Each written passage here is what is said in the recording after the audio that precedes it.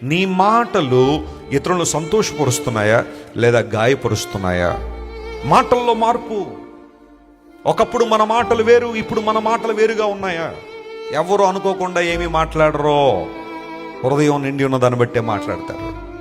అందును బట్టి నీ హృదయం దేనితో నింపుకుంటున్నావు, ఏ మాటలతో నింపుకుంటున్నావు, ఎదుటి వాని పట్ల ఎలాంటి ఉద్దేశంతో ఉంటున్నావో చాలా క్లారిటీగా ఉండాలి నువ్వు, చాలా క్లియర్గా ఉండాలి నువ్వు.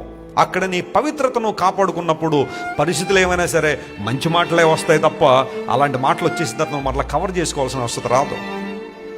నీ నోటి మాటలు నీ హృదయ యథార్థతను తెలుపుతాయి. అంటే నీ మాటలే నీ హృదయ కండిషన్ అంతా ఎలా ఉందో చెప్పేస్తుంది. The way you speak, the way you respect people, the way you praise God, the way you quote the references from the Bible.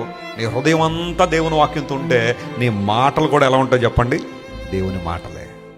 నీ హృదయం అంతా ప్రార్థనాత్మతో ఉంటే నీ మాటలు కూడా ఎలా ఉంటాయి?